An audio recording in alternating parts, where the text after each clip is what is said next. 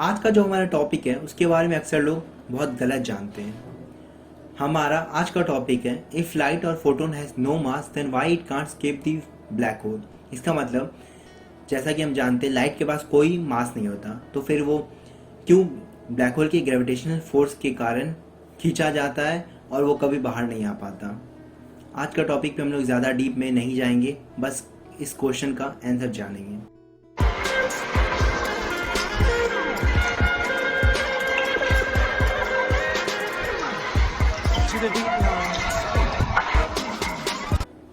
लोग अक्सर समझते हैं कि ब्लैक होल का ग्रेविटेशनल पुल इतना ज़्यादा होता है कि लाइट उससे बाहर ही नहीं निकल पाता है, पर ये सरासर गलत है। और इस बात को समझने से पहले हम एक चीज़ सही जान लें कि स्पेस टाइम एक्चुअली में एक फ्लैट सरफेस है जो वार्प किया जा सकता है किसी भी मास कॉन्टेनिंग बॉडीज़ या फिर किसी भी सेलेस्टियल बॉडीज़ को रख के।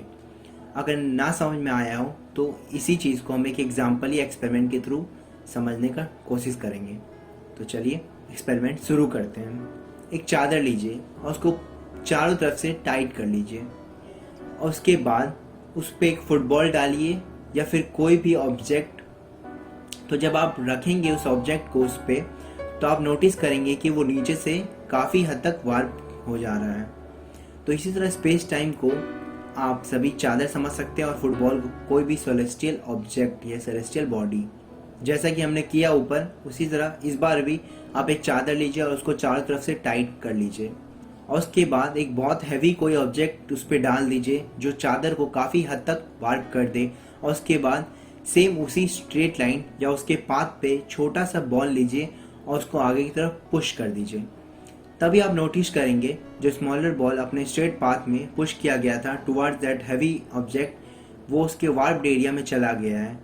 अब यहीं पे स्मॉलर बॉल को आप लाइट समझ सकते हैं, हैवी को ब्लैक होल और चादर को स्पेस टाइम। तो एक्चुअली में हमने देखा और इससे हम जान सकते हैं कि ब्लैक होल लाइट को अपनी तरफ पुल नहीं करता। लाइट जब उसके पाथ से क्रॉस होता है तो वो उसमें गिर जाता है और वो इतना डीप होता है कि लाइट उससे बाहर नहीं निकल पाता या फिर लाइट उसके एस्केप वेलोसिटी को पार नहीं कर पाता है। एक्चुअली में हम में से कोई भी ब्लैक होल के अंदर नहीं देख सकता है, पर जो हमें लाइट दिखता है वो उसके इवेंट होराइजन के बाहर से आता हुआ दिखता है।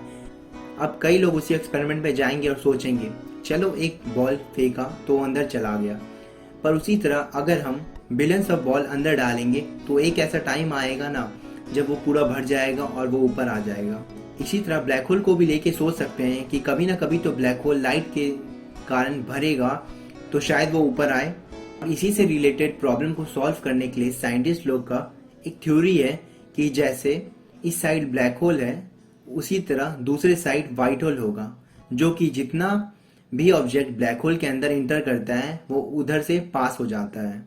जैसे ब्लैक होल किसी भी ऑब्जेक्ट को स्केप नहीं करने देता, उसी तरह वाइट होल का पुश इतना पावरफुल होता है कि कोई भी ऑब्जेक्ट अंदर नहीं जा पाता।